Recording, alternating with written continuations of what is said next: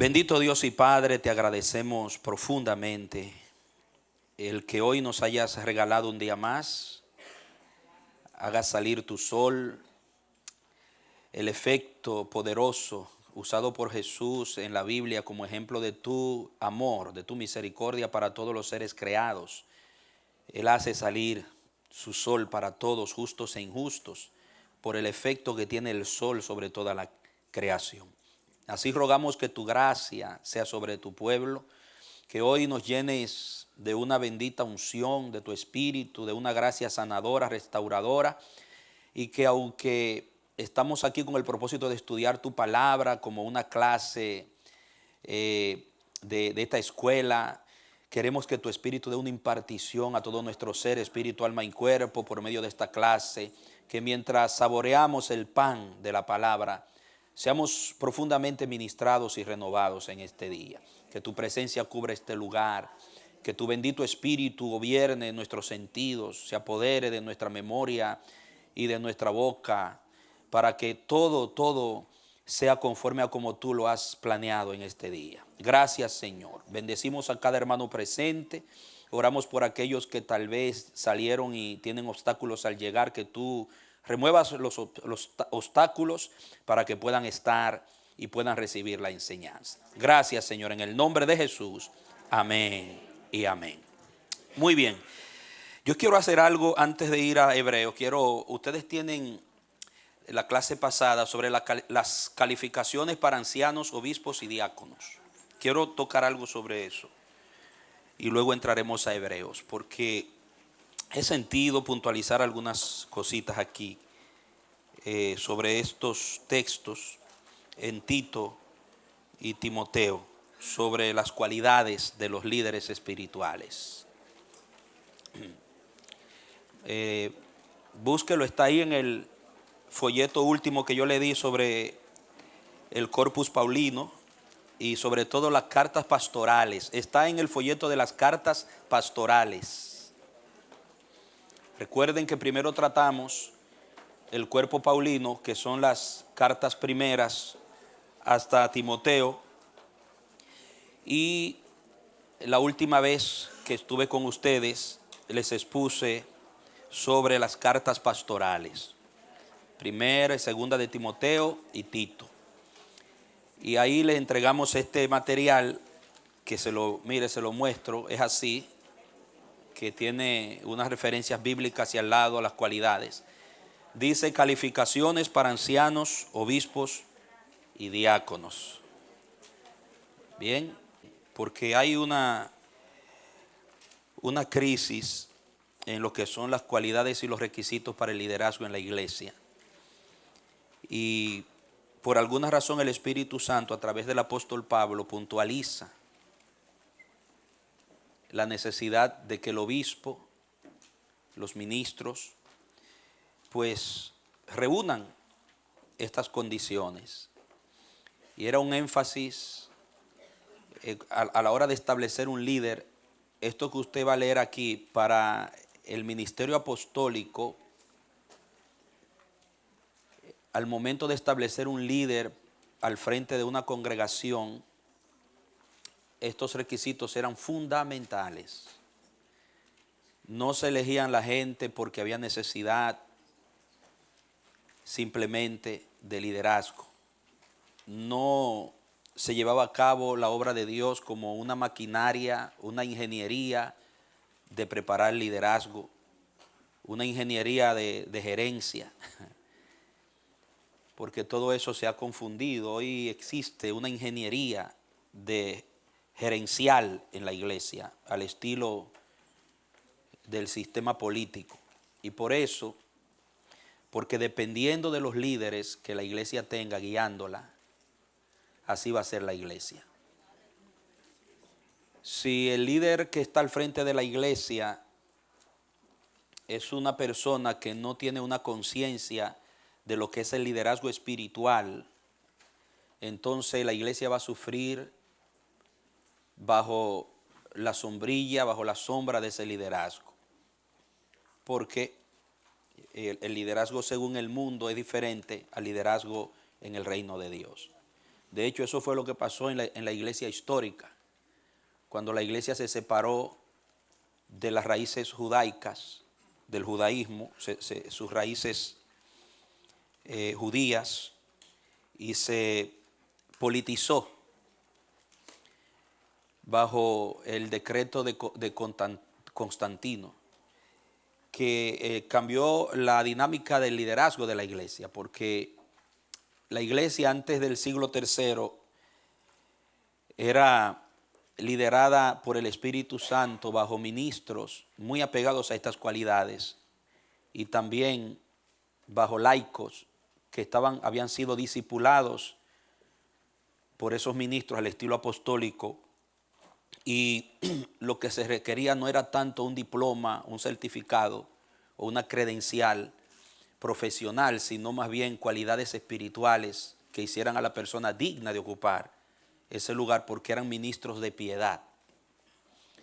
Después, cuando la iglesia se politizó, en lugar de un crecimiento espiritual, la iglesia experimenta un crecimiento político, porque la iglesia fue manejada con políticas muy análogas y parecidas a cómo se manejaban las cosas en el estado político.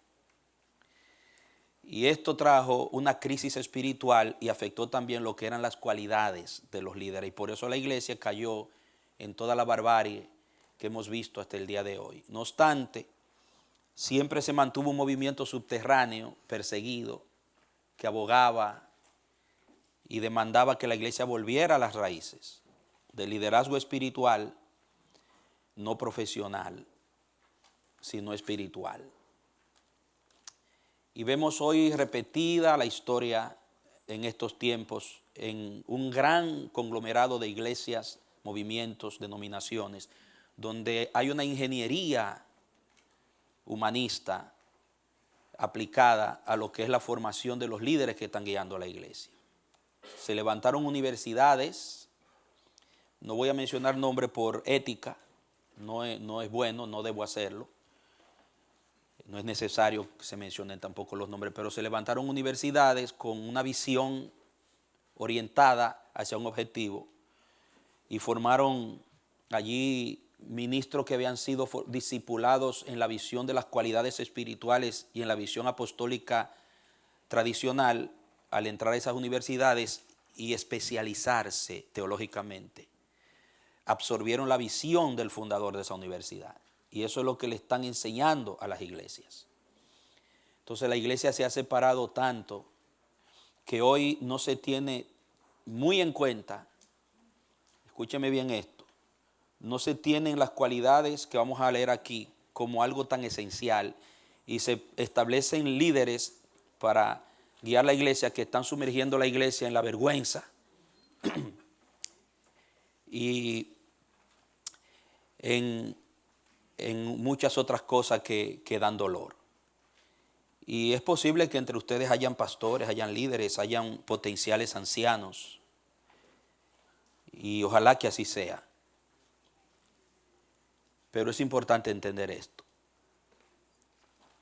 Muy bien.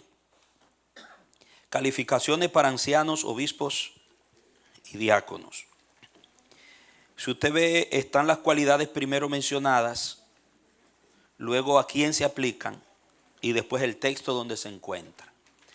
Voy a agradecer a nuestra proyectora, porque hay directora, hay proyectora, hay de todo aquí. Tenemos el equipo completo. Qué bueno. El primero es con dominio propio para los ancianos. 1 Timoteo 3:2, vamos a leer, y Tito 1:8. 1 Timoteo 3:2 y Tito 1:8. Dice, pero es necesario que el obispo sea irreprensible, marido de una sola mujer, sobrio, prudente, decoroso, hospedador, apto para enseñar. Ese era el 3:2 de 1 Timoteo. Está bien, ya está ahí, era el 3:2. Ahora Tito 1:8. Vamos a correlacionarlo con Tito porque está hablando de los requisitos para establecer ancianos, para establecer líderes que cuiden al rebaño. Dice, sino en Tito 1:8, hospedador, amante de lo bueno, sobrio, justo, santo, dueño de sí mismo. Entonces eso es en torno al dominio propio. Lo que significa que un líder espiritual tiene que ser una persona con disciplina. Una persona que tiene sus deseos, sus pasiones bajo el control del Espíritu Santo y de la palabra, porque es un ministro de piedad. Y ahí se menciona una cualidad esencial para que un hombre de Dios, una mujer de Dios pueda ocupar una posición de liderazgo, vamos a usar la palabra en el buen sentido, en la iglesia. Hoy esto, lamentablemente, no se exige tanto y por eso hay tanto desenfreno, desorden, pasionales. Siguiente dice hospedador a los ancianos. Primera de Timoteo 3:2. Ahí está, ya lo leímos. Y Tito 1:8, ahí se menciona. No hay que leerlo otra vez porque ya lo leímos. Apto para enseñar. Ahí solamente vamos a leer el 5:17 de 1 de Timoteo. Un anciano debe ser una persona apta para enseñar. Muy bien. Dice, los ancianos que gobiernan bien sean tenidos por dignos de doble honor, mayormente los que trabajan en predicar y enseñar. Porque dice mayormente porque hay ancianos que se destacan, el Espíritu Santo lo tiene en muchas áreas de administración también. Acá en nuestra iglesia ustedes pueden notar que hay ancianos que tenemos el don de la enseñanza, hay otros que están en la administración, en otras áreas. Pero la palabra apto, que está en el 1, en el 3:2, no significa simplemente que tenga habilidades pedagógicas. Es que viva lo que enseña. O sea, en el liderazgo secular, note bien esto, en el liderazgo secular, lo que más se pide es que la persona tenga habilidades pedagógicas, dote de transmitir, poder explicar, poder exponer con claridad. Pero en el liderazgo espiritual no es solamente habilidades pedagógicas, sino una cualidad de ser ejemplo de lo que enseña. Enseñar, en la vida del reino se enseña con la vida. No se enseñan conceptos, teorías, sino transmisión de vida. Y es ahí que usted ve cuando Pablo le dice a los filipenses, lo que oísteis, aprendisteis y visteis en mí, esto haced. No solamente lo que oísteis, sino lo que oísteis, aprendisteis y visteis en mí. Y por eso usted ve que a quienes Jesús le iba a entregar el liderazgo de la iglesia, los eligió después de pasar toda una noche en oración y los estableció para que estuvieran con él y después enviarlos. O sea, ustedes van a ver el reino, la vida del reino, para que después hablen de lo que ustedes vieron. Por eso allá ustedes ven que en Hechos dice, no podemos dejar de decir lo que hemos visto y oído. En Primera de Juan dice, lo que oímos, lo que palpamos, lo que vimos, estos anunciamos. El maestro de la piedad tiene que ser un ejemplo, vivir. Tenemos que vivir, esa es la gran responsabilidad de un anciano, de un líder. Porque la autoridad está en el ejemplo, más que en las palabras. ¿Cuánto se ha perdido eso también? Muy bien. Entonces, también apacible, vamos a dejar el 1:9 de Tito, que es muy semejante. Apacible, no violento para los ancianos.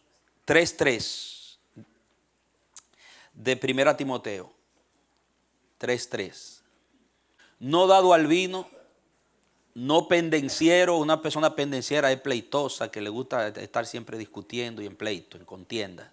No codicioso de ganancias deshonestas, sino amable, apacible, no avaro. Ahí está, apacible, tranquila, una persona dominada, autocontrol. Y Tito 1:7, Tito 1:7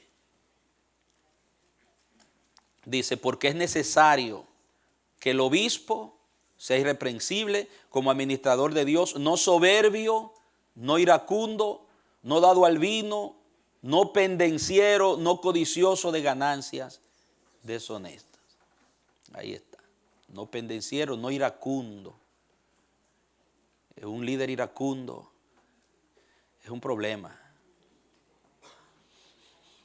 Entonces ahí habla del carácter, la personalidad, el temperamento. Ahí la palabra no pendenciero ya lo leímos. No amante del dinero. 1 Timoteo 3:3 lo dice, no codicioso. No debe ser amante del dinero. Ahí sí hay muchas cosas que hablar. Que esto es la orientación común de las iglesias más destacadas en nuestro tiempo tiene que ver con la avaricia. Y lo ostentan, o sea, no es algo que lo hacen a discreción, sino que desde el púlpito hay ministros que motivan la avaricia, confundiéndola con bendición. Estar bendecido, ese rico, que Dios nos llamó a ser millonarios. Y están sembrando una semilla de avaricia, de codicia. Y usted ve cómo ellos ostentan sus autos lujosos, sus mansiones, sus joyas, y lo predican. Y es terrible lo que está pasando en torno a eso, hermano, es triste y deprimente. Porque la iglesia la han convertido en un negocio. En un negocio. He conversado con personas que trabajan en lo que son las investigaciones recientemente, que tienen que ver con el narcotráfico. Y le hice una pregunta a aquella persona, que es un agente, que si en sus investigaciones se había topado con situaciones de iglesias y ministros metidos y me dijo, mejor ni te hablo de eso, porque es cristiano y dice, yo no quiero hablar de eso. Triste, hermano. Pero estas cualidades que vemos aquí, por algo están ahí. Por algo el Espíritu Santo las estableció, porque el Señor sabía lo que venía, Él sabía lo que hay en el hombre. Dios sabe que quien va a gobernar la iglesia es un hombre que tiene debilidades, un ser humano que es vulnerable, y por eso, ¿cómo podemos estar de pie y guardarnos en integridad si no estamos aferrados a la palabra, a los principios? Necesitamos. ¿Quién ha dicho que yo no quisiera tener abundancia de dinero, que mi carne no quiere tener siempre más? Esa es la tendencia natural de la carne. Pero hay principios que me frenan, hay principios que me equilibran y me calibran. Entonces, cuando uno ocupa la posición de un líder espiritual que está guiando la iglesia del Señor, uno tiene que estar calibradito y equilibradito por el Espíritu en sus deseos y sus ambiciones, amado. Y no es fácil, porque eso apela mucho al deseo del hombre como tal. Y por esa razón están ahí esos principios establecidos. Bien, entonces dice que no debe ser un recién convertido. Un neófito es una plantita nueva originalmente. Ahí lo dice en el 3:6. 3:6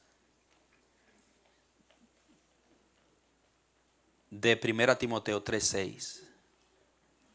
Dice, no un neófito, no sea que envaneciéndose caiga en la condenación del diablo. Porque el envanecimiento es un gen satánico. Entonces el que es un nuevo creyente, jamás un creyente tiene que ser discipulado, tiene que ser procesado. Gracias, amado. Oiga, aquí tengo Él ocupa el lugar de él y el de mi pastor también. Procesado, hermano. Para llegar aquí y predicar y enseñar hay que ser procesado por el Espíritu. Entonces, si se le da esa posición a un neófito, hay un peligro y es que se envanezca. Porque usted sabe, hay gente que usted le dice, oiga hermano, qué poderoso sermón. Y esa persona en su mente, en su corazón, eso se abaja, mire. Eso le pasa por encima y ya se olvidó. Pero a un neófito, usted le dice eso.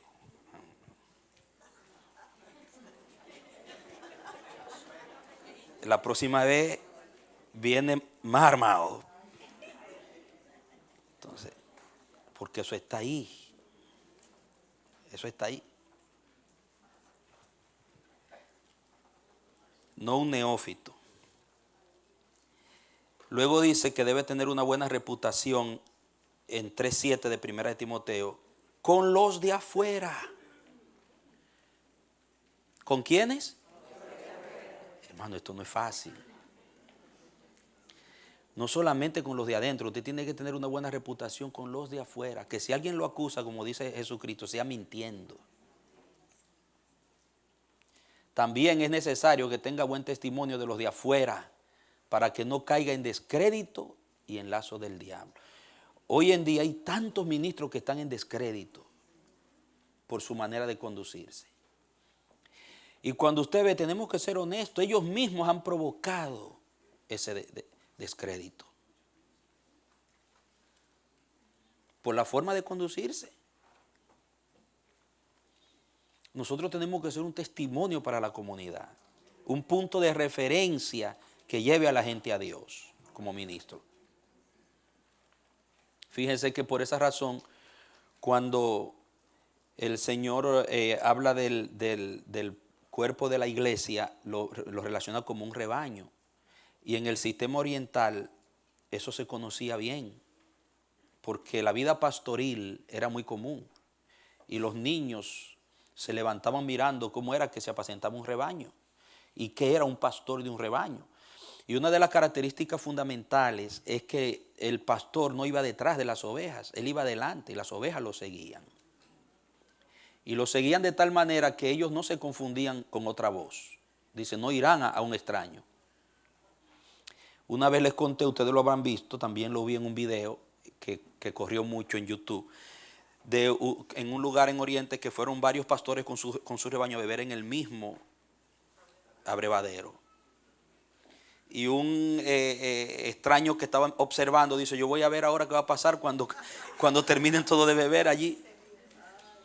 Amado, y fue tremendo lo que pasó. Cuando terminaron todos de beber, cada oveja siguió su pastor otra vez. Cada uno siguió su pastor. Ninguna oveja se quedó confundida en otro rebaño ajeno. Cada una se fue a su rebaño. Porque conocen a su pastor. Entonces el pastor camina y las ovejas. Por eso es muy delicado este ministerio, porque somos responsables por hacia dónde estamos llevando el rebaño. ¿Qué le damos de comer al rebaño? ¿Qué le modelamos al rebaño? Y que Dios nos ayude. Porque uno no se levanta pensando, ay, déjame andar así, por si acaso un hermanito anda por ahí, a ver qué. No, uno anda normal. Usted se imagina que uno viva con esa presión de que entra a un supermercado, déjame andar bien porque si un hermanito aparece. Pero hay religiones que son así. Uno tiene que andar normal, una conciencia limpia, haciendo las cosas correctas. Tanto para los de adentro como los de afuera. Muy bien. ¿Qué le parece todas estas cosas, hermano? Aprendan esto, porque esto brilla mucho por su ausencia hoy. No dictatorial. El pastor no debe ser un dictador, no debe ser un controlador. Debe ser un ejemplo. Tito 1:7, este es de Tito 1:7. También es necesario, no, ahora sí. Porque es necesario, mira, igual, lo dije casi igual. Es necesario que el obispo sea irreprensible como administrador de Dios, no soberbio, no iracundo, no dado al vino, no pendenciero, no codicioso, de ganancias deshonestas. Usted ve cómo es que tiene que guiar, ¿entiende? Con el ejemplo, irreprensible. La palabra irreprensible es una palabra que significa que no te puedan señalar con el dedo. Iracundo, que fácilmente se aira, pierde el control, temperamental, mecha corta, Pss, ¡pum!, de una vez.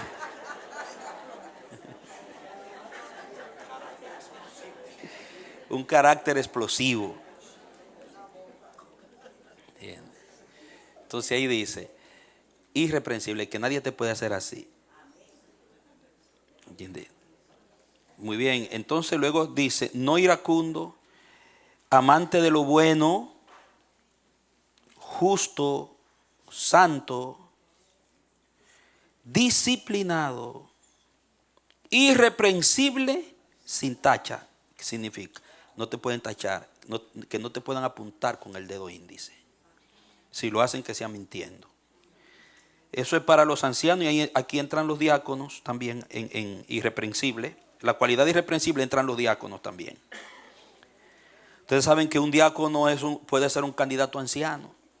No todos los diáconos, pero generalmente se da que un diácono comienza siendo diácono y después usted ve que Dios lo promueve por su fidelidad y se le ve el don pastoral. Y empiezan como diáconos, sirviendo. Pero también se les requiere a los diáconos lo mismo, una persona que nadie la puede señalar, una persona ejemplar, porque el diácono es como la mano derecha de los ancianos en cuidar la grey, ocupándose de las partes físicas, las partes materiales, y en muchas ocasiones también son usados para la enseñanza y la impartición espiritual. Luego dice, marido de ¿cuántas mujeres? De una sola mujer. Ahí está clarito en esos versículos. Tanto para anciano como para diácono.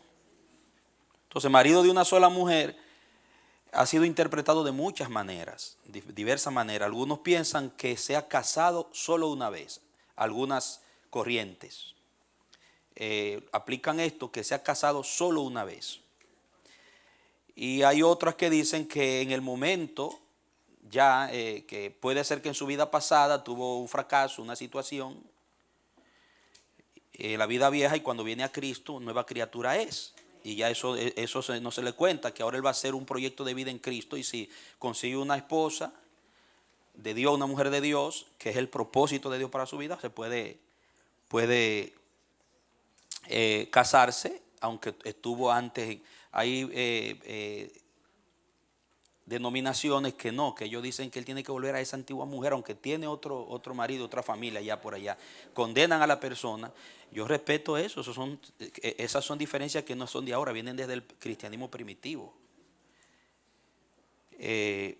Pero también hay otra que permite que pueda, dentro del mismo ministerio, estando ya en el ministerio, que pueda, por una situación justificada, la mujer lo abandonó, le fue infiel, y después con el tiempo consigue otra mujer y se casa, que le es permitido aunque está ahora en la vida nueva. O sea, son diferentes interpretaciones que en realidad, porque cuando Pablo escribe esto, lo escribe en un contexto que no se necesitaba tanta explicación, porque todo el mundo entendía.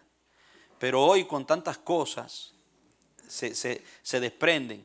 Yo y nuestro pastor creemos que tiene que ver con el momento presente. Para ser un ministro, tiene que tener una sola esposa. No puede tener 2 mujeres, 3 mujeres. Y hay hoy líderes que manejan doctrinas que le permiten la poligamia hoy. Corrientes, hermano, es doloroso. No puede ser un polígamo. Tiene que ser fiel a su esposa. Y sobre matrimonio y nuevo casamiento, si usted quiere un consejo sobre eso, pida una cita. Llame a Elizabeth y pide una cita para irnos más profundo en eso. ¿Te entiende? Que ahí le hablamos, porque no todos los casos son iguales. No cometemos el error de juzgar todos los casos iguales, porque no todos los casos son iguales. Hay casos que recomendamos que no debe volverse a casar porque no hay una justificación. Y si es que le gustó otro y abandonó a la mujer, entonces, ¿me entiende? Todo tiene su raíz. Entonces, si usted tiene una inquietud, usted pide una consejería y hablamos y aclaramos con la palabra, ya en privado. Pero lo que quiero puntualizar es que el ministro tiene que ser marido, como lo dice ahí, de una sola mujer. No puede estar mirando a la del otro, ni adulterando. ¿Entiende? Muy bien. Temperado para anciano y diácono, para los dos. Que es lo mismo que el control de su temperamento, dominio propio. Respetable para anciano y diácono. No dado al vino para anciano y diácono. Sabe gobernar su propia casa, anciano y diácono. Esto aquí también es otro talón de Aquiles, el asunto de gobernar bien la casa, porque conozco ministros que después que los hijos se hicieron mayores de edad, ya no quisieron seguir al Señor, pero tienen una relación respetuosa con su papá. No son rebeldes, sino que respetan la autoridad de su papá. Cristo no se le ha revelado. ¿Usted me entiende? Porque el Señor no tiene nietos. El Señor tiene hijos. Entonces se dan casos de ministros que criaron sus hijos sometidos y cuando se hicieron mayores de edad cambiaron de idea. Y como dice nuestro pastor, cogen el camino más largo. Porque ahí vendrán. ¿Entiende? Entonces no hay una descalificación porque un hijo en la mayoría de edad decida. Ahora, hay descalificación cuando si el pastor no se da a respetar, no ha establecido un orden en su casa, ya eso es diferente. ¿Ustedes me entienden? O sea, el hijo que se desvió no puede venir a hacer su vagamundería a la casa mía. Porque yo no permito eso. Aquí gobierna el Señor y en mi casa hay orden. Tú sabes cómo yo te formé. Tú vas a hacer tu cosa, la por allá afuera y tú eres responsable ante Dios. ¿Me entienden? Eso es lo que yo entiendo aquí sobre gobernar bien su casa. Porque, hermano, tenemos que admitirlo. Los hijos usted los puede tener sometidos mientras son menores de edad, pero cuando crecen y se hacen adultos, si usted se pone a pelear con ese muchacho, esa muchacha, usted es lo que se va a enfermar. Déjesela al Señor y siga para adelante y mantenga su orden y su principio. O sea, ok, tú quieres hacer lo que tú quieres, bueno, pero yo no estoy de acuerdo. Tú sabes cómo yo pienso, yo no estoy de acuerdo con eso. Muy bien.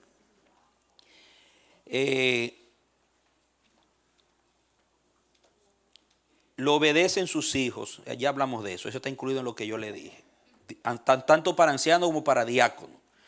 Lo obedecen sus hijos otra vez, en otros, lo que pasa es que hay diferentes, lo repitieron eso ahí, hermano, sí, está repetido, qué bueno, eso es para que le demos atención a eso ahí.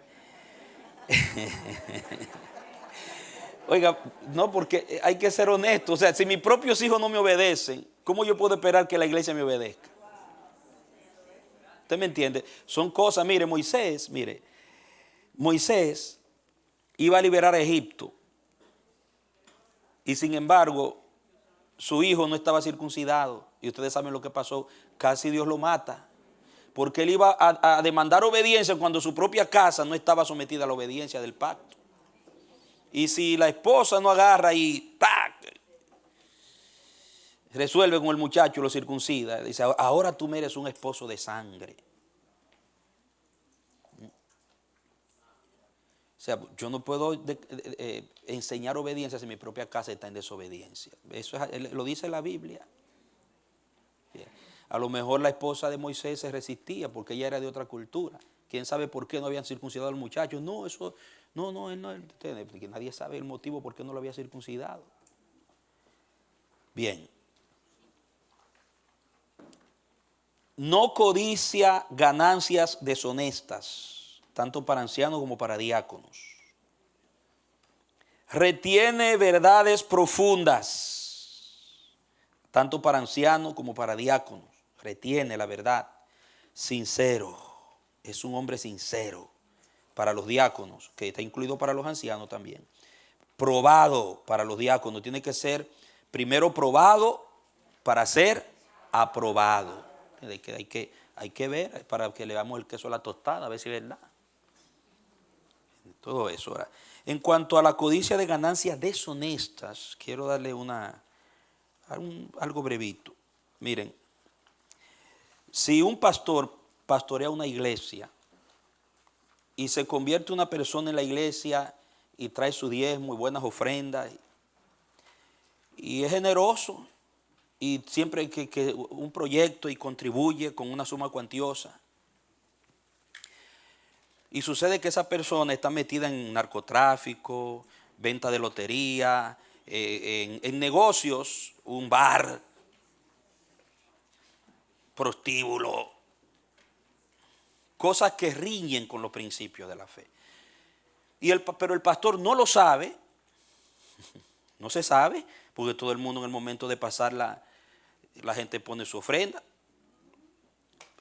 Yo creo que Dios no le cuenta a ese pastor como causa de juicio ni de condenación que esté entrando ese dinero, y cuando se eleva al Señor ese dinero se santifica porque no se es consciente. Es como el caso de los corintios cuando comían la carne sacrificada a los ídolos, que Pablo dice: si usted no sabe, no pregunte, cómasela, bendígala y coma, pero si usted sabe, ya usted es responsable. ¿Usted me entiende? Es un asunto de conciencia. Ahora, si el pastor sabe que esa persona está en negocio dudoso y aún así le toma las ofrendas, entonces ya ahí está entrando dinero contaminado, él va a ser responsable y eso va a traer un espíritu contaminado. Entonces, cuando dice no codicioso de ganancia deshonesta, es que el pastor está consciente de que ese dinero fue adquirido deshonestamente. Otra cosa es, ganancia deshonesta, es usar las heredades de Dios para enriquecerse también. Exponer la palabra. Usted ve organizar un sermón que va orientado a manipular las masas para que den más. Hay iglesias que son media hora de alabanza, media hora de predicación y una hora recogiendo la ofrenda. Y eso es, pacten y comienzan, y eso es una cosa y una subasta. Entonces ya ahí es negocio lo que hay. ¿Usted me entiende? Cada cosa tiene su lugar y todo es adoración en una iglesia conforme a los principios. Un pastor que tiene conciencia de integridad y no es codicioso de ganancias deshonestas, él va a manejar el aspecto financiero con pulcritud, con integridad. Su ministerio no va a estar orientado a dinero, sino a llevar la gente a Dios, a que el reino entre a la familia, transforme la familia, que Dios reine, que la gente ame a Dios y le agrade. Man. Entonces todo eso tiene que ver con ese punto de ganancia deshonesta. Ahora mire la otra página ya para terminar. ¿Por qué en Timoteo y Tito el apóstol Pablo, cuando habla de poner líderes que guíen la iglesia, puntos de referencia eran los líderes, maestros de piedad, hacían tanto énfasis en que fueran así los líderes? Era por la condición social en donde estaban esas iglesias, de donde venían esa gente. Y Pablo sabía que había un fondo que requería puntualizar estas cualidades por el contexto social que existía. Por ejemplo, Timoteo pastoreaba en Éfeso, Tito pastoreaba en Creta. Cuando usted lee la carta a Tito, usted va a ver que lo que se habla de los cretenses, cómo eran. Era una sociedad, hermano, de gente rebelde, desordenada, desenfrenada, por la comunidad donde se levantaron. Si usted ve Creta, estaba en una isla que convergían muchas culturas y muchos comportamientos, muchas costumbres, y no eran las mejores. Y eso creaba una sociedad en donde el pecado, el desenfreno, la inmoralidad, la codicia era un semillero. Y así eran la gente allí. Por eso el que va a dirigir la iglesia, ustedes tienen que asegurarse que haya sido procesado, y ya no esté dominado por ese sistema. Tiene que estar viviendo la vida del reino porque va a ser un ejemplo. Y en Éfeso, aquí en el caso de Éfeso era peor que Creta. Por ejemplo, dice que era una provincia de Asia con sus muchas ciudades espléndidas. Era una de las joyas en el cinturón de tierras romanas que rodeaban el Mediterráneo, situada en la ruta más directa por mar y tierra a las provincias orientales del imperio. Éfeso era un emporio con solo unos pocos que le igualaban en el mundo. Solo unos pocos igualaban a Éfeso en el mundo. Por cierto, ninguna otra ciudad en Asia era más famosa o poblada que Éfeso. Note bien eso. Era de la misma calidad de Roma. Y ustedes saben que en la capital de Roma era donde estaba el mal. Los mismos historiadores decían que en Roma se encontraban todas las plagas y de los vicios y se propagaban en Roma y desde Roma. Y dice que Éfeso era de la misma cualidad de Roma. Aparte de la misma calidad de Roma, Corinto, Antioquía y Alejandría entre los centros urbanos principales del imperio. Entonces, ustedes ven, miren, el primer centro operacional del Espíritu fue Jerusalén. Luego se formó otro centro operacional en Antioquía. Y el tercer centro operacional fue Éfeso. Mire dónde mete el Señor el foco de la luz. En los lugares céntricos, estratégicos, para enfrentar y confrontar las costumbres del pecado y de la maldad y someter los principados, las potestades del vicio y de la incredulidad. Ustedes pueden verlo. Entonces, Éfeso, dentro de esas ciudades céntricas, influyentes, era una localidad importantísima, un destino donde casi todo el mundo quería ir, donde casi todo el que hacía turismo quería ir y quería conocer. Por ejemplo, usted puede ver cuando continuamos la lectura, situada, el párrafo de abajo, situada en un puerto tierra adentro, ahora obstruido con légamo, la ciudad estaba conectada por medio de un canal estrecho vía el río Caistro con el Egeo, que quedaba aproximadamente a 3 millas. Éfeso se jactaba de monumentos cívicos impresionantes, entre ellos el más prominente. Oiga, ¿cuál era el monumento más prominente en Éfeso? El templo de Artemisa, la diosa Diana, una de las 7 maravillas del mundo antiguo. Monedas de la ciudad llevan con orgullo el lema Neocoros, que significa guardiana del templo. ¿Ustedes recuerdan lo que pasó con Pablo? Con Demetrio el platero, que las monedas y los templecillos que vendían de Diana. O sea que se lucraban de ese monumento. Es como la gente que viene acá a Nueva York, que se lleva una estatuita de la Estatua de la Libertad. ¿Usted me entiende? Le sacan provecho a los monumentos y esa Estatua de la Libertad tiene su significado también. Todo tiene su significado. No estamos lejos de la misma cultura. No digo que si usted va a ver la Estatua de la Libertad se está prostituyendo o está adorando un ídolo, no. ¿Usted entiende? Todo es un asunto de conciencia y propósito y la intención que hay. ¿Entiende? Éfeso le sacaba provecho al templo de Diana porque era una de las maravillas del mundo pero había algo allí que era la adoración mediante la prostitución. Tenía una cantidad enorme de prostitutas que ellos llamaban que estaban santificadas, le llamaban las hijas de Diana. Eran mujeres no sometidas a un orden de marido, de hogar, sino dedicadas a satisfacer el deseo de los turistas que venían en busca de eso. Y se veía como algo divino en honor a la fertilidad y a la prosperidad. Y por eso usted ve que en la carta a Timoteo habla del rol de la mujer. Y en la carta a los Efesios. se habla mucho del rol de la mujer, de la mujer esté sometida a su propio marido. Esa palabra su propio, no se vayan a prostituir ni caigan bajo ese espíritu y los maridos hagan esto con sus mujeres, porque se había corrompido el concepto y la estructura de familia y los valores en esa ciudad.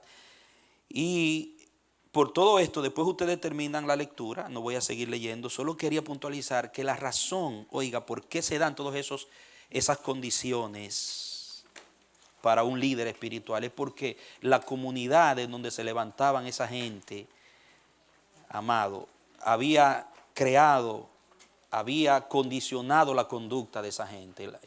Y cuando iban a dirigir la iglesia no podían hacerlo si no habían sido procesados, y sus vidas eran más que una, vamos a decir, una demostración de ese sistema podrido. Tenía que ser una antítesis opuesta, un ejemplo contrario de eso. Amén.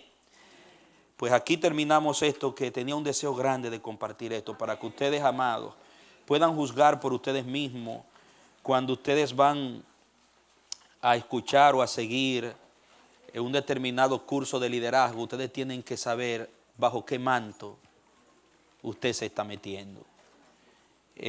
Aquí están las cualidades, yo le llamo las cualidades del manto en la iglesia, porque todo está motivado por un espíritu. ¿Okay? Muy bien, ahora en el nombre de Jesús vamos a entrar a la carta a los Hebreos. Todos pongan a un lado su folletito que acabamos de tratar y vamos a entrar paso por paso a ver hasta dónde el Señor nos ayuda a llegar en este día. Ojalá que podamos terminar esto. Hebreos como documento paulino. Un dilema digno de atención. Vamos a ver el dilema en cuanto a esta carta a los Hebreos. Ustedes recuerdan que cuando empecé a hablarle del corpus paulino, las cartas paulinas, yo le dije que hay cartas que son indiscutiblemente aceptadas, fueron aceptadas desde el principio como escritas por el apóstol Pablo, sin problema, pero hubieron cartas que fueron atribuidas, se considera que fueron atribuidas a Pablo, pero que probablemente no fue él quien las escribió. Y también existen otras cartas que se perdieron, que no, el Espíritu Santo no las incluyó en el canon del Nuevo Testamento, en la lista de los libros del Nuevo Testamento, que se atribuyen a Pablo, pero que no fueron incluidas. Entonces les prometí que íbamos a ir tratando estos aspectos históricos de los documentos paulinos.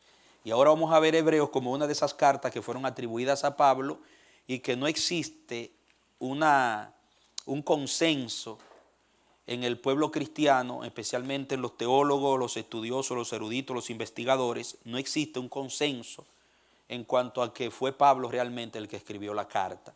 Hay un lado que se inclina a que muy probablemente fue Pablo, pero aún así mantienen una pequeña duda, pero se inclina más por el apóstol Pablo. Hay otro sector que dice categóricamente que no fue Pablo, aunque se le atribuye a Pablo, y eso es el dilema con la carta a los Hebreos. Pero vamos a ir mirando. Yo quiero que usted entre conmigo con una mente abierta. Después al final usted pues puede tener su posición personal en cuanto al autor, y van a ver que eso no es un problema determinante que puede afectar la fe. Más adelante lo veremos.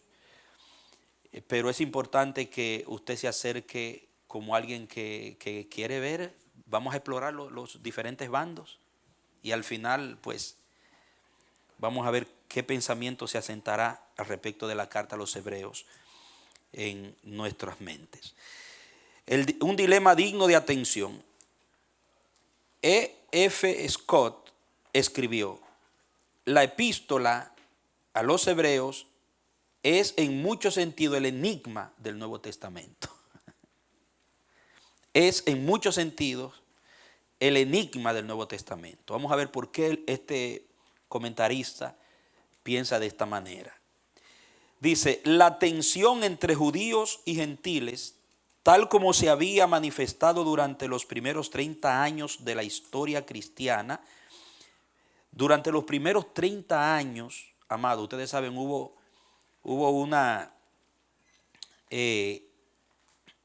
tensión entre los judíos cristianos y los cristianos gentiles. Fueron 30 años en la historia primitiva de la iglesia de una tensión doctrinal, de una tensión de comunión de la iglesia oriental con la iglesia de Occidente, las iglesias de Jerusalén, Judea, Samaria, con las iglesias que habían de Antioquía y demás iglesias de corte gentil. Por la razón del asunto del fondo del legalismo y del ritualismo judío. Ustedes saben que la iglesia nace de las raíces judías. Nosotros somos un resultado de lo que Dios había profetizado en el Antiguo Testamento hebreo y de lo que se había dicho por los profetas acerca de Jesús y también de la iglesia. Pero el asunto estaba en cómo concatenar, relacionar el antiguo y el nuevo pacto. Cómo absorber la vida en el pacto de Cristo, en la gracia, y seguir creyendo y aplicando los principios del Antiguo Testamento. Esa era la lucha en los primeros 30 años del cristianismo. Dice que se volvió mucho más fuerte esa tensión cuando la iglesia superó a la sinagoga en número de adherentes y en su expansión por todo el mundo. El rechazo del mensaje cristiano por parte de los judíos fue a tal extremo que el mismo Pablo perdió toda esperanza de un arrepentimiento nacional. Romanos 9:3, vamos a ponerlo ahí para que ustedes vean cómo Pablo sentía al principio. Ustedes saben que Romanos fue escrito más o menos en el año 58, recuerden, es lo que se considera. Que era uno de los momentos donde la tensión estaba muy fuerte. Pablo tenía una esperanza, esto es una realidad, dice, porque deseara yo mismo ser anatema, separado de Cristo, por amor a mis hermanos, los que son mis parientes según la carne. Que era que Pablo anhelaba la conversión de sus hermanos hebreos. Y por eso usted ve que en el comienzo de su ministerio, Pablo arranca y donde quiera que va, a los primeros que él le predica es a los judíos. Entonces cuando los judíos lo rechazan, él se va a los gentiles. Llegó un momento que se presenta en Hechos, en los últimos capítulos de Hechos de los apóstoles, donde Pablo decide, bueno, ya, si ustedes no quieren esto, pues yo me voy a los gentiles. Y decidió entregarse por completo al pueblo gentil. Pero Pablo anhelaba, él esperaba que iba a haber entre los judíos un avivamiento, así como pasó en Jerusalén, entre los judíos que habían, judíos griegos, los judíos que vivían fuera de Palestina. Pablo esperaba que él iba a alcanzarlo tanto como a los gentiles. Pero llegó un momento que parece que él perdió la esperanza por el comportamiento de los judíos hacia la fe del nuevo pacto y en la gracia, tal como Pablo la exponía. Dice luego, después de donde dice Romanos 9:3, dice, Pablo se apartó de ellos para dedicarse de lleno al ministerio a los gentiles. Vamos a poner este texto también, Hechos 28:28. Dice, tremendo, Mónica. Ya me sorprendiste ahora, así mismo, me gusta eso. Sabed pues que a los gentiles es enviada esta salvación de Dios y ellos oirán. Ahí Pablo dice, bueno, está bien, entonces ellos oirán. Y ahí él se va a los gentiles. Pedro había proclamado la universalidad del evangelio en su discurso en Hechos 2:39. Póngalo ahí, Hechos 2:39. Dice, porque para vosotros es la promesa, y para vuestros hijos, y para todos los que están lejos, para cuanto el Señor nuestro Dios llamare. Oiga, hasta ahí, en Pedro, en teoría eso era tremendo, en teoría, pero para Pedro poder ir a los gentiles, tuvo el Señor que subirlo a una azotea y bajarle un lienzo 3 veces. Porque a veces el prejuicio puede más que la gracia. Fue en la azotea de ya del Simón el curtidor, que ahí se rompió la barrera. Y aún después Pedro siguió teniendo situaciones, porque Pablo menciona en Gálatas el escenario donde él, cuando estaban juntos con judíos y gentiles, ahí Pedro no sabía qué hacer. Y claro, él se inclinaba por sus hermanos judíos. ¿Comprende?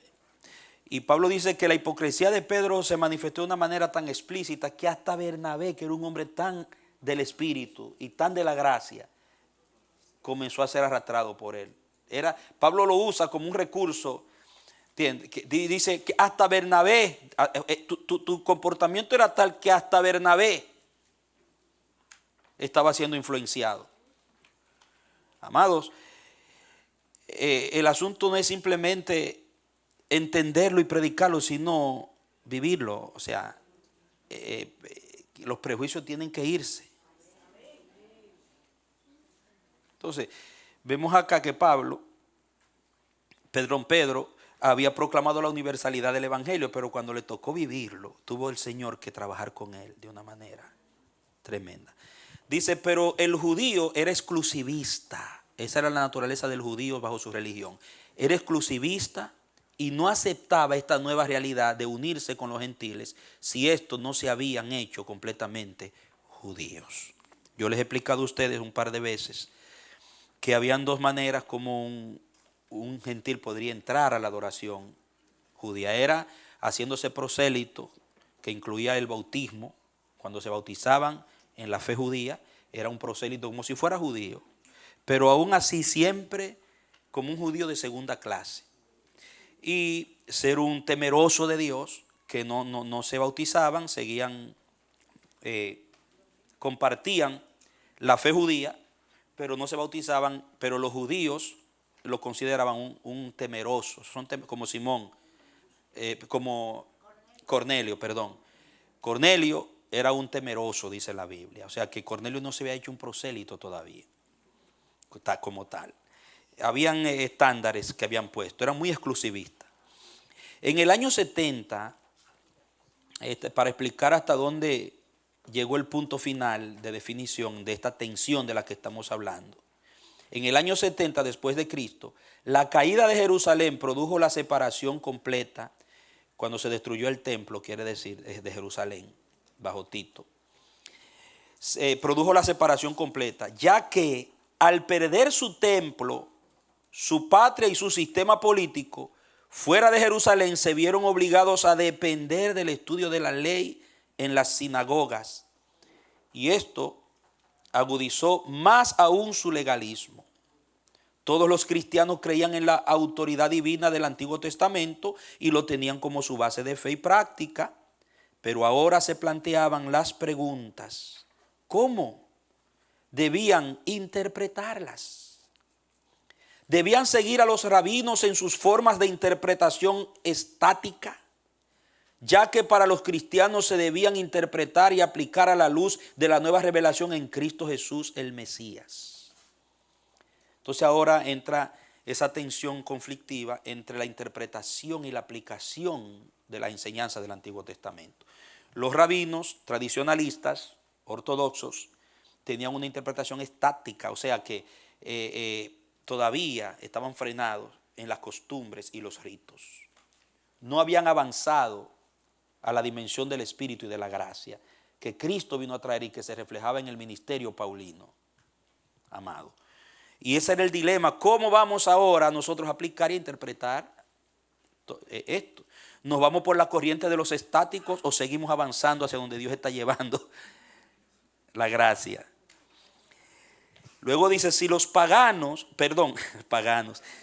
apegados al judaísmo, ay Dios mío, si los apegados al judaísmo se volvían de la ley a la gracia y del templo de Jerusalén a las iglesias, entonces serían considerados como traidores por sus compatriotas que seguían siendo leales a la ley. Si los cristianos se volvían al legalismo, entonces significaría abandonar a Cristo y perderían todo lo que nos trajo con su venida. Mira el dilema. tenía que encontrarse un punto entre estos dos extremos. Yo pregunto, ¿cómo ve usted a un creyente que decide mudarse de iglesia, que ya no está en el Amanecer y está en otra iglesia, después que estuvo años con usted aquí, y de repente se fue a otra iglesia, que tal vez no sigue la misma forma del Amanecer? ¿Cómo lo ve usted? Usted lo abraza igual, trata con él igual, lo sigue mirando igual como su hermano, aunque se fue a otro templo. ¿Usted cree que lo que él recibió aquí, ya eso se perdió? Pero no se vayan. Quédese aquí hasta que Dios lo lleve a otro sitio. Porque por ahí hay gente alguien que tal vez está por ahí medio afectado y dice, yo no me voy de iglesia. Y dice, tú ves lo que dijo el pastor, yo me voy, tú ves. No, eso no es lo que yo quiero decir, espérese. Váyase si Dios se lo lleva, pero si no, quédese aquí todavía. Lo que quiero decir, lo que quiero puntualizar es lo siguiente, miren, es algo que está en nosotros. Mire lo que pasaba, y eran todos cristianos, habían aceptado al Mesías, pero hay un grupo que nació y se crió y fue formado en un sistema. Y ahora llega un punto en la historia de la iglesia, en esos primeros 30 años, que hay que definir, porque hay un jaleo de los ortodoxos tradicionalistas y los de la gracia están jalando por un lado, y están los cristianos en el medio ahí. ¿Qué hacemos?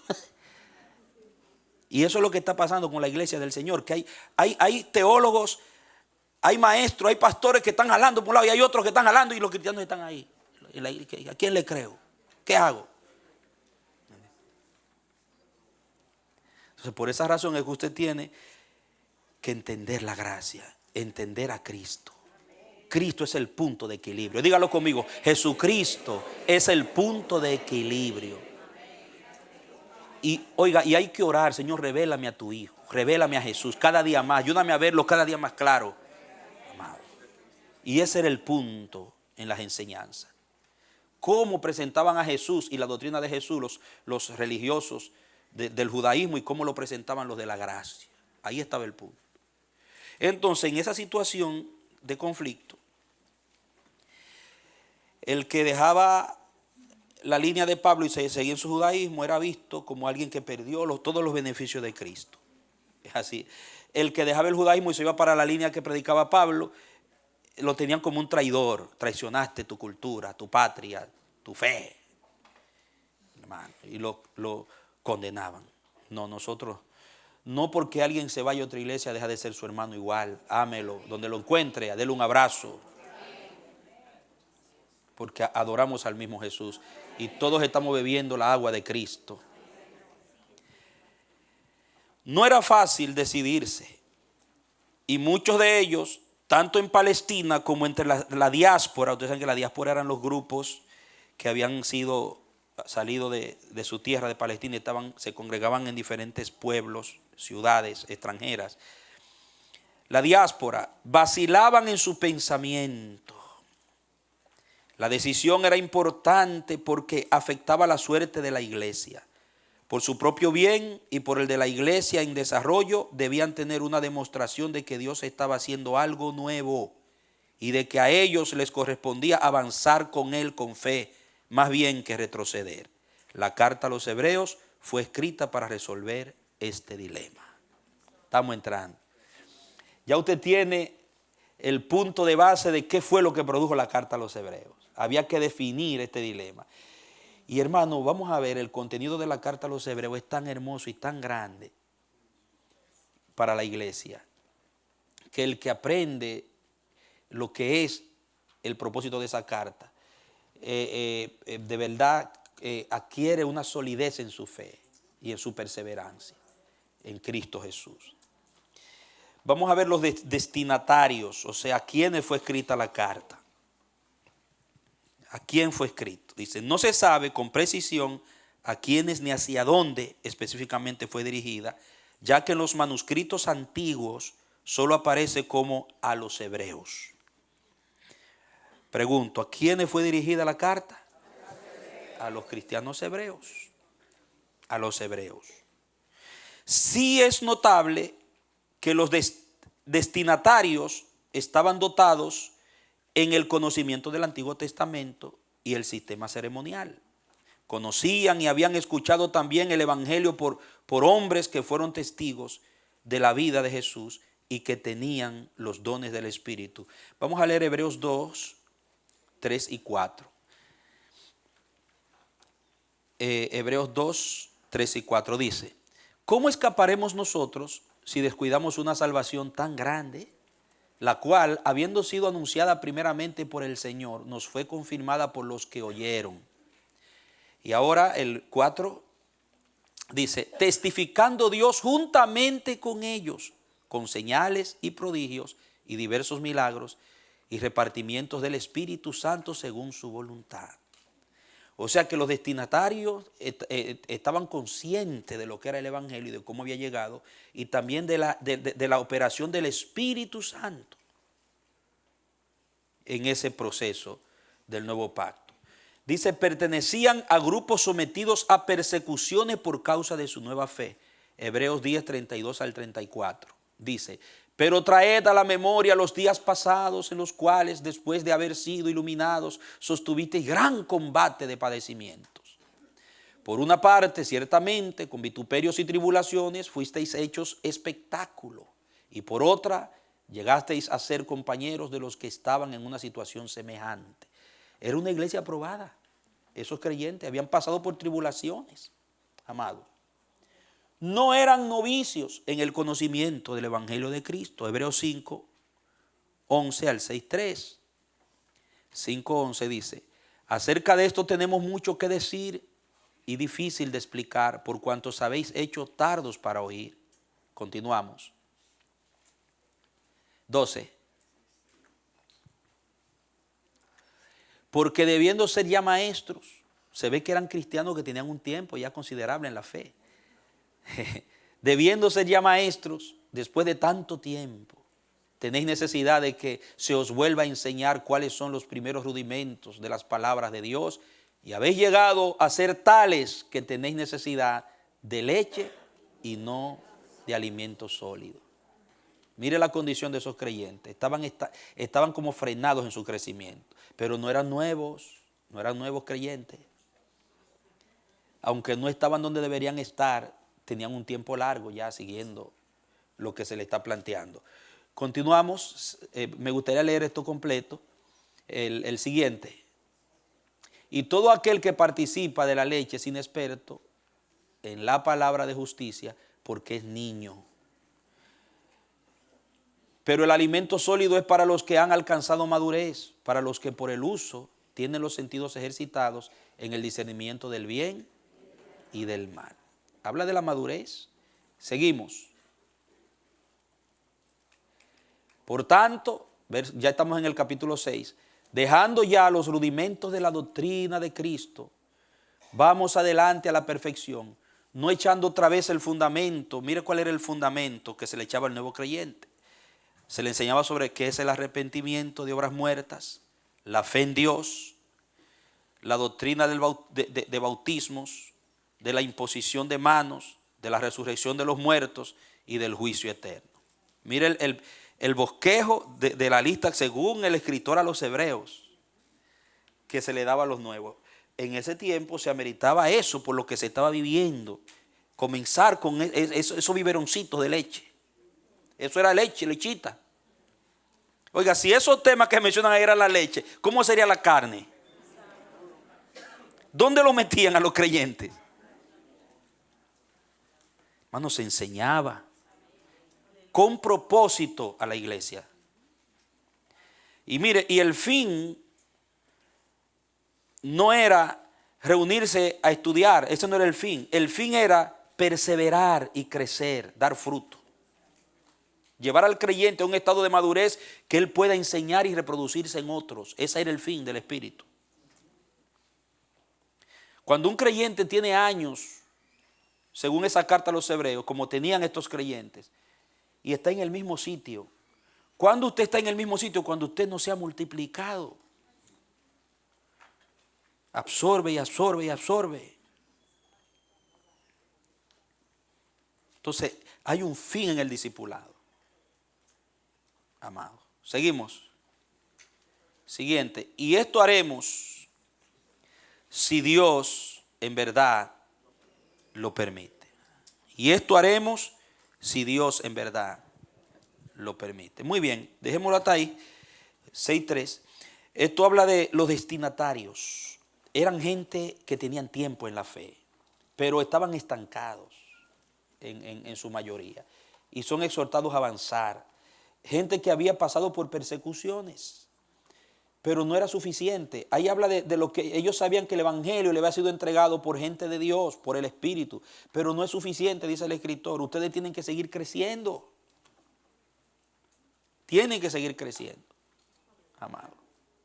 Yo recuerdo, fue muy especial lo que Dios hizo conmigo cuando yo me entregué al evangelio. Uso mi ejemplo con toda prudencia y modestia, hermanos.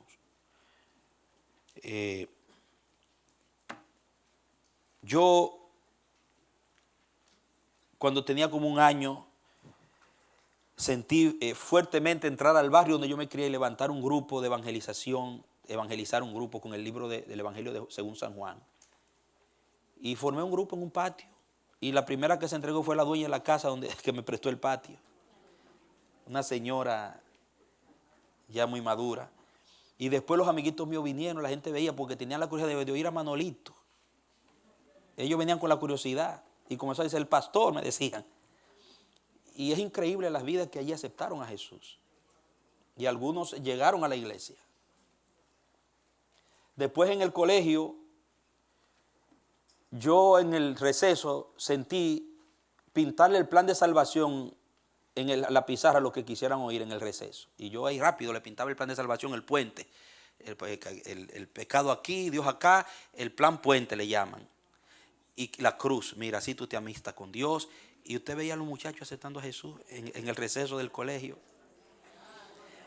Y eso nacía, no era producto de un programa.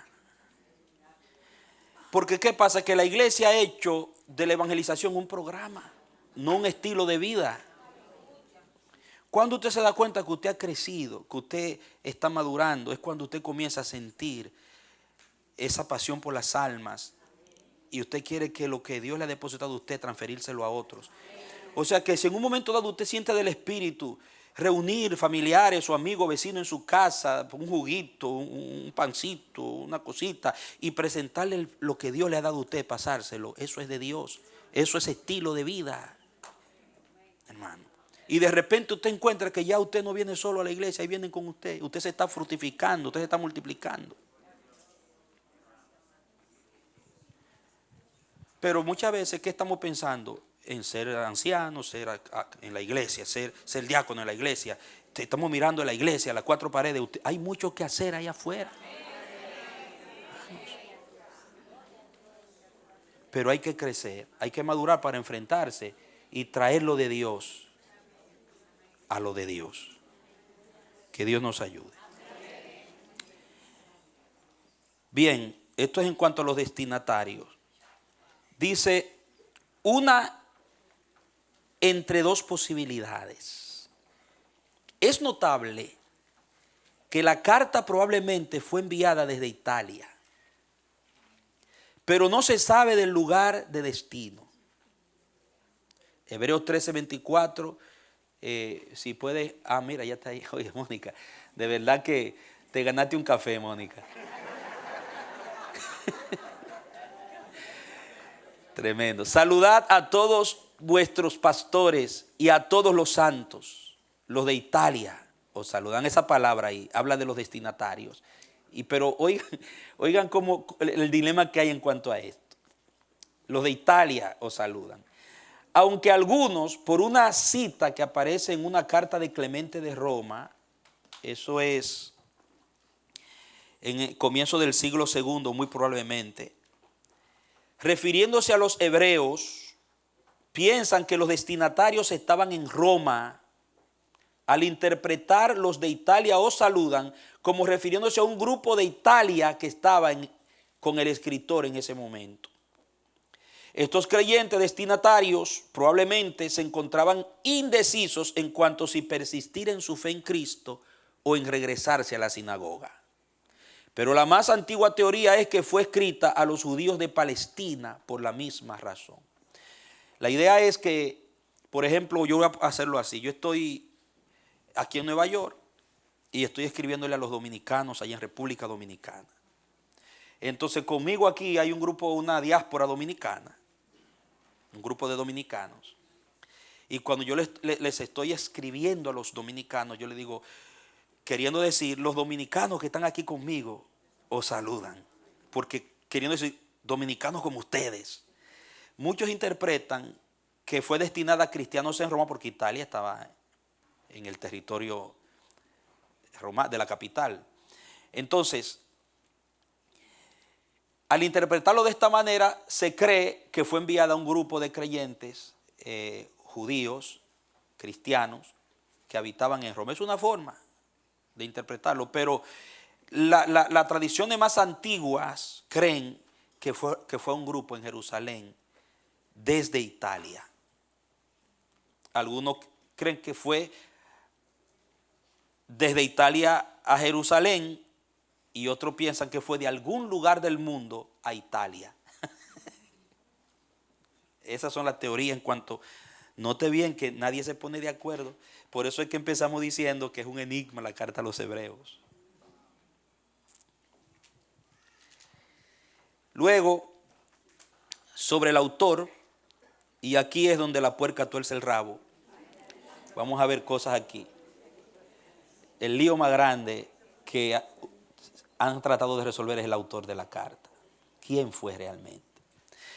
Claro, la carta comienza diciendo, ponme ahí Hebreos 1, por favor, Hebreos 1, verso 1, dice, Dios, habiendo hablado muchas veces, y póngalo ahí al lado, escríbalo usted en un paréntesis, donde dice el primer párrafo, este asunto es un verdadero misterio que históricamente no ha podido ser resuelto completamente. Entre paréntesis ponga Hebreos 1:1. Dice, Dios habiendo hablado muchas veces y de muchas maneras en otro tiempo a los padres por los profetas, y ahí sigue diciendo. Entonces, si alguien le pregunta, ¿quién escribió a los hebreos? Usted dígale, Dios. Eso es lo que aparece ahí, Dios. ¿A quién usó? Posiblemente a Pablo. Ahí está. Pero basta con que nosotros estemos seguros de lo que dice ahí, que fue Dios el que inspiró. Que por medio de Jesucristo ahora viene a traer esto, inspiró al que estaba escribiendo. Pero vamos a ver el dilema aquí. Varias hipótesis. ¿Qué es una hipótesis? Es algo no comprobado. Tiene una suposición. Varias hipótesis son manejadas sobre quién en realidad haya sido el autor de la carta a los hebreos. Aunque ninguna de ellas tiene el completo respaldo de la tradición, como lo tiene Lucas como autor del tercer evangelio y del libro de los Hechos. Porque Lucas tiene completo respaldo histórico de que él fue el autor. La iglesia oriental desde los días primitivos aceptó que esta epístola era producto directo de Pablo con toda probabilidad. Eso fue la iglesia primitiva oriental, Jerusalén, Judea, Samaria, que estaba en Oriente. Luego volteé la página 3, dice, Eusebio afirma que Clemente de Alejandría, Eusebio fue un hombre que existió a principios del siglo III, en el siglo III. Se considera el mayor historiador primitivo de la iglesia, del cristianismo. Eusebio afirma que Clemente de Alejandría declaraba que Pablo la escribió en hebreo y que Lucas la tradujo al griego. Eso está en Historia Eclesiástica de Eusebio 6:14. Se opinaba en el siglo III que Pablo la escribió en hebreo y que Lucas la tradujo son hipótesis, hermano. Lucas la tradujo al griego. Después más adelante nos daremos cuenta por qué esta posición de Clemente de Alejandría, que citado por Eusebio en su Historia Eclesiástica. Orígenes, en el siglo II, otro padre de la iglesia, frecuentemente cita a Hebreos como obra de Pablo y admite que generalmente se les recibía en este concepto. Son los obispos de Oriente, hermano. Pero cuando da su propia opinión dice, sí pues, oiga, Orígenes cree que fue Pablo, pero oiga cuando él da su propia opinión, porque él cree que fue Pablo por lo que la iglesia oriental decía. Pero cuando él daba su propia opinión dice, sí pues hay algunas iglesias que consideran esta epístola como procedente de Pablo, que sea alabada por tener tal opinión. Porque en todo caso no fue sin causa que los antiguos nos la entregaron como tal. Pero, dice Orígenes, pero ¿quién fue realmente el autor? Solo Dios lo sabe. ¿Usted me entiende? Y ese era un equilibrio. O sea, yo acepto lo que creían los antiguos sobre la carta, pero Orígenes admite que hay cositas que lo ponen a dudar un poquito. ¿Quién fue? Solamente Dios lo sabe. Eusebio en su obra citada 6:25, dijo esto. Orígenes clasificaba los libros del Nuevo Testamento entre los indiscutibles y los dudosos. Los 27 libros del Nuevo Testamento, Orígenes los clasificaba en que habían libros en cuanto a su autor que eran discutibles y habían otros que eran dudosos. Eso es en cuanto a los autores, no en cuanto a su inspiración. No se dudaba la inspiración de que fue Dios el que inspiró, sino a quién usó para escribirlo. Era la discusión. Porque para incluir un libro en la lista del canon era importante descubrir quién fue su autor. Eso era una tarea encomiable. Y entonces Hebreos estaba entre esos libros dudosos. El más dudoso de todos los 27 libros fue Hebreos. Los dudosos eran esos libros que no eran reconocidos por algunas autoridades cristianas de mucho peso y autoridad, valga la redundancia. Hebreos cayó entre esos libros dudosos, ya que en la iglesia de Occidente este libro fue cuestionado hasta el siglo IV. Note bien, la iglesia de Occidente. Gentil. En la iglesia de Oriente ya se aceptaba, pero para entrar en los 27 libros, escúchenme bien, por eso ustedes recuerdan al principio que hablamos del canon, cómo se formó.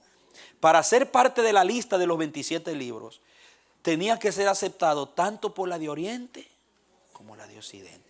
Hasta que un libro no era universalmente, este era el argumento de la universalidad, recuerden, por todo el cuerpo de Cristo y los padres de la iglesia, no era puesto en la lista. O sea que esos libros no se enlistaron así por así. Entonces, como Hebreos era aceptado por un sector, pero por otro todavía había dudas, dijeron, vamos a esperar hasta que haya ese consenso del Espíritu. Y lo usaban. Ya en Oriente era usado para la predicación y la enseñanza, y en algunos lugares de Occidente, pero no todos lo usaban en Occidente. Hasta que llegó en el siglo IV, hermano, lo incluyeron, dice aquí. ¿Está claro esto, familia? Muy bien. ¿Dónde nos quedamos? Fue en el siglo IV cuando Atanasio, un teólogo y obispo de Alejandría, que era el consejero de Constantino, Atanasio de Alejandría, y fue el que participó en la elaboración del concilio de Nicea, famoso concilio. Dice, fue en el siglo IV cuando Atanasio, un teólogo y obispo de Alejandría, incluyó a Hebreos en su carta pascual del 367 después de Cristo. Esa carta es la primera lista que concuerda perfectamente con la nuestra de hoy, de los 27 libros. Oiga, ¿cuándo fue que se completa el canon del Nuevo Testamento? En el siglo IV, empezando por Atanasio, que enlistó los 27 libros. Después de una ardua tarea de discusión del libro a los Hebreos, para poderlo incluir. Allí Atanasio dice lo siguiente sobre las cartas de Pablo. Que dice Atanasio, dice, tampoco debemos vacilar al nombrar los libros del Nuevo Testamento, son los siguientes, esos puntos suspensivos, él da la lista, por ahorrar espacio no lo pongo, y la dirigida a los hebreos. O sea que ya para Atanasio en esa fecha, Hebreos estaba aceptado para él como un libro de Pablo, con sus dudas que ya sabemos. Entonces ahí en negrilla dice, de ahí en adelante, Hebreo fue admitido en el canon del Nuevo Testamento, no solo en el Oriente, sino también en Occidente. Ya era una carta aceptada universalmente, como escrita por Pablo, con sus pequeñas dudas. La línea general de argumento y el estilo y la dicción de la carta no parecen ser de Pablo. Aquí viene ahora. ¿De qué que se agarran los hipotéticos y las personas que dicen no podemos apoyarnos 100% de que fue Pablo porque hay algunos detalles importantes que muestran lo contrario? Note bien esto. Dice, la línea general de argumentos y el estilo y la dicción de la carta no parecen ser de Pablo. De igual manera se considera que en términos de contenido, los temas paulinos conocidos, tales como la justificación por la fe, es hasta las 11:30 el que tenemos el receso. Muy bien. Dice, tales como la justificación por la fe, su cristología, el tema del Espíritu, su forma de ver la iglesia, no aparece en Hebreos. La frase Cristo Jesús, que aparece 96 veces en las cartas paulinas, aparece solo una sola vez en Hebreos 13:8. La resurrección, que es un elemento primario en la teología paulina, se menciona una sola vez en Hebreos. Pablo alega que el evangelio que él recibió fue por revelación. Vamos a comparar estos dos textos, hermana. Fue por revelación en Gálatas 1:1 y siguiente, pero el escritor de Hebreos alega que les fue confirmado por los que oyeron. Hebreos 2:3. Vamos a poner Gálatas 1:1. Míralo ahí, dice, Pablo, apóstol, no de hombres ni por hombre, sino por Jesucristo y por Dios el Padre que los resucitó de los muertos. Y ahí habla que en el capítulo 1 que él recibe el evangelio como una revelación directa del Señor. Aunque Pablo no era un llanero solitario, él estaba sometido al presbiterio de Antioquía, recuerden. Primero a Bernabé lo agarró, después lo sometió a la estructura de gobierno de Antioquía y Pablo se desarrolla y después enviado por el Espíritu, y en todos sus viajes conocidos en la Biblia, Pablo siempre regresaba a dar cuenta a Antioquía. O sea, no es que cuando Pablo dice el Señor es en relación a la ley, es en relación al judaísmo. Él dice, mi evangelio, mi revelación no me fue impuesta por la tradición judaica, sino por el Espíritu del nuevo pacto en Cristo. Pero en Hebreos, vamos ahora a Hebreos 2:3, gracias, 2:3 dice, ¿cómo escaparemos nosotros si descuidamos una salvación tan grande, la cual, habiendo sido anunciada primeramente por el Señor, nos fue confirmada por los que oyeron? Aquí en Hebreo parece ser que el escritor recibió el evangelio de segunda mano, de otra mano. No es el mismo lenguaje que Pablo, por eso dicen, es imposible que sea Pablo, dicen algunos, porque Pablo en Gálatas dice que recibió el evangelio de una revelación directa, pero aquí dice que fue por impartición de otras personas. Muy bien. Continuamos, amados. Luego dice, además, el contenido de Hebreos muestra recursos muy diferentes a los de las cartas paulinas, tales como Melquisedec, tabernáculo de Moisés, los aspectos rituales del tabernáculo, la ausencia del tema de la salvación de los gentiles, también la ausencia del tema de la salvación de los gentiles. Estas diferencias sustantivas apuntan a que el autor de Hebreos ni siquiera apunta a ser un discípulo de Pablo, según este análisis. Por lo que el contenido, la dicción de la carta, los conceptos emitidos en la carta, los temas tratados en la carta, dicen ellos que es muy difícil, que ni siquiera un discípulo de Pablo, según lo que dudan de que fuera Pablo el autor. Continuamos. El autor de esta carta fue algún líder que manejaba el griego perfectamente y usa unas 157 palabras que Pablo no usó en sus epístolas. El griego usado era el griego fino de Atenas o griego antiguo, que no está en el Corpus Paulino. O sea, cuando comparan el griego usado por Pablo en sus epístolas y el griego de la carta a los hebreos, ven que el de hebreo es un griego fino. Que el que escribió esa carta era una persona muy dotada, culta en el griego ateniense. Porque había un griego que se llamaba el griego koiné, en el cual fueron escritos las mayorías de los libros del Nuevo Testamento, que era el griego común. O sea, como el cibaeño en República Dominicana. No, hermano, un relajo, un jueguito. Pero la carta a los hebreos expresa un griego fino, que era el griego ateniense, el griego ático le decían. Y los filósofos, por la filosofía, o sea que Atenas era la cuna de la filosofía, históricamente. También la retórica estructural usada difiere de la retórica paulina. Además, el autor de Hebreos maneja una interpretación de la fe cristiana basada en el sistema de pureza del judaísmo. Esta interpretación está expresada mediante la clave de la filosofía neoplatonista con su contraste entre la realidad y la sombra. Ustedes saben que Platón, Aristóteles, ellos en su filosofía tenían conceptos de la creación, decían que la creación era la sombra, que el plano que dio origen a la creación era la realidad y que eso ellos lo llamaban la gnosis, el conocimiento abstracto, que trajo a la luz la sabiduría abstracta, que algunos llamaban el logos, que Juan lo utiliza para referirse a Cristo. No, el logos, lo que trajo a la luz todo fue Cristo, ese es el verdadero logos, dice Juan. Pero la filosofía platónica veía el mundo como una sombra de la realidad que existe en el mundo invisible, que primero se crea en el pensamiento, esa realidad invisible, y luego se plasma en lo material. Entonces lo real da a luz la sombra. Y ese concepto de realidad y sombra, el escritor de los Hebreos lo aplica a la diferencia entre la ley y el nuevo pacto, el antiguo pacto y el nuevo pacto. Entonces por eso ellos dicen que quien escribió la carta había sido formado en la cuna, ya sea alejandrina o ateniense, de la filosofía. Tenía conocimiento de esos conceptos filosóficos.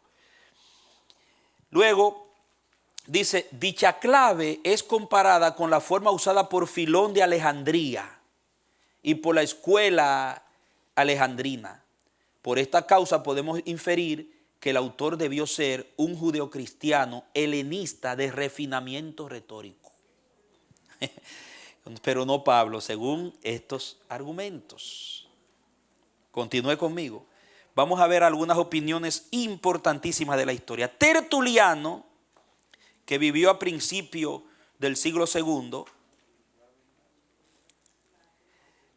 fin del primero y principio del segundo, Tertuliano fue uno de los padres más respetados del cristianismo primitivo. De hecho, la doctrina de la Trinidad, quien le dio la definición como doctrina esencial de la iglesia fue Tertuliano, teológicamente hablando, quien mejor le buscó una explicación. Tertuliano la atribuyó a Bernabé. O sea, eso está de Pudicitia 20 en sus escritos. Tertuliano dice que fue Bernabé bajo el argumento de que era judío, levita, amigo de Pablo, cuya enseñanza debió parecerse mucho a la de Pablo. Y era uno que podía ministrar igualmente a judíos y a gentiles. Tertuliano usa su argumento. Él dice, yo creo, y recuerden que estamos hablando de hipótesis, que a lo mejor fue Bernabé por su cultura, por su contacto con Pablo, y porque Bernabé tenía la cualidad de poderle ministrar tanto a gentiles como a judíos. Y es una realidad lo que dice Tertuliano. No que fuera el escritor de la carta, pero sí lo que dice de Bernabé. Amado. Amén. Luego continúa. Jerónimo decía que la iglesia latina no la consideraba de Pablo. Y cuando se refería a esta decía así, oiga cómo decía Jerónimo, el que escribió a los hebreos, quien quiera que fuera. Y es honesto, o sea, era un expositor honesto. Cuando predicaba de hebreo, enseñaba sobre hebreo, hermano, la carta a los hebreos, escrita por cualquiera que fuera que la escribió.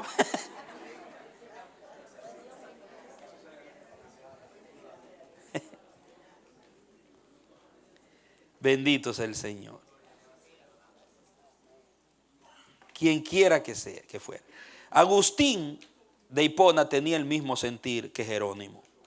Martín Lutero, en el siglo XV, la atribuye a Apolos, porque éste era versado en las escrituras, alejandrino, judío que había tenido notable éxito entre los judíos. Además, era amigo de Pablo cuando éste se acercaba a sus finales. Póngame ahí Tito 3:13, a ver qué. Muy bien.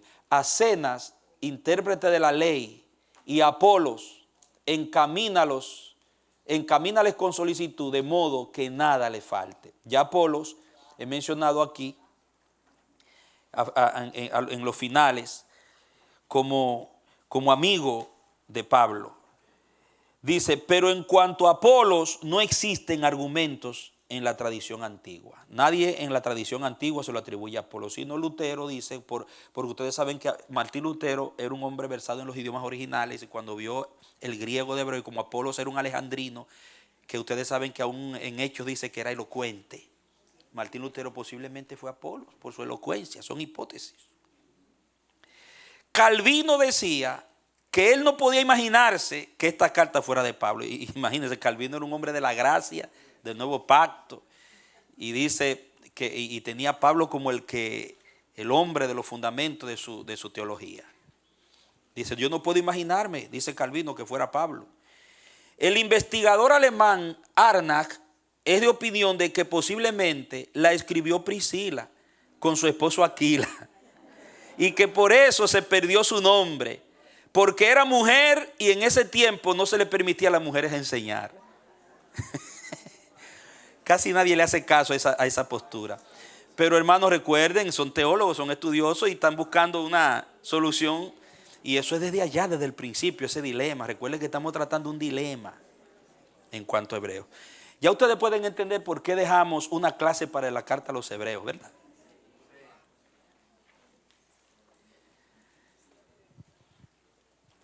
Se argumenta que la razón por la que Hebreo fue incluida en la lista del canon del Nuevo Testamento, porque usted dice, y entonces ¿de dónde sale que fue Pablo? ¿Cuándo fue que se pusieron de acuerdo para que fuera incluida en el canon como una carta paulina? Mire lo que se argumenta al respecto. Se argumenta que la razón por la que Hebreos fue incluida en la lista del canon del Nuevo Testamento bajo el nombre de Pablo como autor. Míreme acá antes de yo continuar, es importante esto que le voy a puntualizar, lo he hecho otras veces. Recuerden que lo que hacía una carta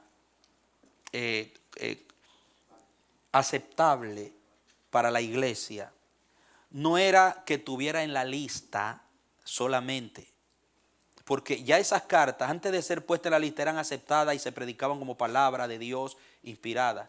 Lo que pasa es que se tenía que agrupar los libros que la iglesia iba a aceptar como libros inspirados en un solo tomo, porque se habían levantado otros cánones como el de Marción, de herejes, que estaban enseñando el gnosticismo, desvirtuando la doctrina de Cristo y otras cosas. Y la iglesia necesitaba en todo el mundo saber cuáles van a ser los libros inspirados a lo que nos vamos a someter como autoridad espiritual y que va a ser nuestro estándar, oiga bien hermano, nuestro estándar para decir cuál libro es verdadero y cuál no. Entonces, por eso, después de estos 66 libros, nosotros no tenemos que aceptar ningún otro libro como inspirado. Porque el Espíritu usó la lista del canon, no para darle veracidad de inspiración, sino para aceptarlo como autoridad de fe y práctica. Antes de que Hebreo fuera puesto en la lista en el siglo IV, ya la iglesia de Oriente lo usaba como libro inspirado. Había problemas, era en algunos grupos de Occidente. No se había metido en la lista porque había una condición, era que fuera de aceptación universal, uno de los puntos de la canonización. ¿Pueden entenderlo? Importante esto, hermano. Bien. Vuelvo y retomo el párrafo. Se argumenta que la razón por la que Hebreos fue incluida en la lista del canon del Nuevo Testamento bajo el nombre de Pablo como autor era porque era un requisito, oigan, era un requisito determinante para un documento formar parte del canon que fuera apostólico, es decir, que tuviera como autor a un apóstol o a un discípulo de éste. No se aceptaba incluir en la lista de la aceptación universal un libro que no fuera escrito por un apóstol o por un discípulo directo de los apóstoles.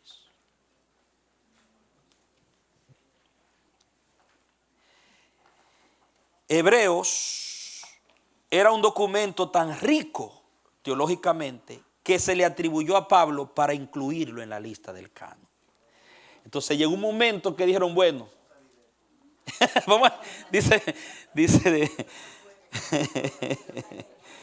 vamos a salir de esto, como dice el siervo Héctor. Y le dijeron, vamos a aceptar que fue Pablo ya. Pero yo me imagino en el sínodo, en la reunión, pero lo importante es que fue Dios. Pero para que sea aceptado universalmente hebreo, fue Pablo. Y algunos dicen que la razón por la que ya determinaron que fuera Pablo, entre todos los postulados que habían, es para que ya fuera puesto en la lista, bajo Atanasio.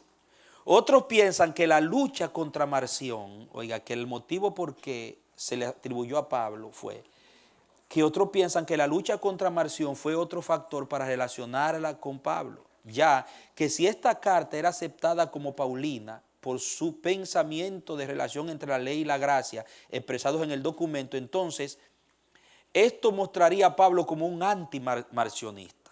¿Qué quiere decir? Que como Marción estaba con su doctrina que no aceptaba el Antiguo Testamento, él decía que eso pasó, que eran solamente el Nuevo que había que aceptar, y que la predicación y los escritos de Pablo le daba a él razón, y Marción tenía una proyección de Pablo, él presentaba a Pablo como un anti-Antiguo Testamento. O sea, ustedes no ven que Pablo casi ni habla de eso, Pablo habla de Cristo, habla de la iglesia, de la gracia, pero eso Marción interpretando a su manera. Recuerden que el canon de Marción incluía las cartas de Pablo, pero menos Hebreos, porque Hebreos lo contradecía drásticamente. Porque Hebreo está demostrando la gracia desde el contexto de la ley, que fluye, cómo brota del Antiguo Testamento. Pero Marción no aceptaba eso. Marción lo veía como algo aparte, otro orden que Dios trae. De hecho, veía a Jesucristo no como el Dios encarnado, sino como un diosito más pequeño. Todo eso estaba en la teología de Marción. Entonces, ¿qué pasa? Que la iglesia que estaba contra Marción, dice aquí, posiblemente aceptó a Hebreos como escrita por Pablo para demostrar a Marción, para contrarrestar y demostrarle a Marción que Pablo aceptaba el Antiguo Testamento como la tipología profética de lo que vendría. Que Pablo no era un anti-antiguo testamentario. Y ahí le destruían los argumentos a Marción de que Pablo estaba de acuerdo con él. ¿Me doy a entender? Plantean eso como una posibilidad para que se incluyera en el canon. Todo porque Marción no creía en la autoridad de la Biblia hebrea, ni en la continuidad entre la revelación a Israel y la revelación dada por Jesucristo. Por eso es que en Hebreos 1:2 empieza como empieza. Dios, habiendo hablado en otro tiempo, ahora nos habla por medio de una continuidad. No un rompimiento, sino una continuidad. Hebreos tal vez pudo haber sido añadido a la lista canónica y al corpus paulino, entre otras razones, porque de este modo el cristianismo podía presentar a Pablo como contrario a la negación de la ley y los profetas, que era el fundamento del marcionismo. Con esto, el cristianismo paulino del segundo siglo construía un Pablo que contrarrestaba la imagen del Pablo que el marcionismo había articulado, lo que le acabo de explicar. De todas formas, ninguna de estas hipótesis proporcionan un conjunto de conclusiones que concluya una demostración definitiva. No hay una demostración definitiva, son hipótesis.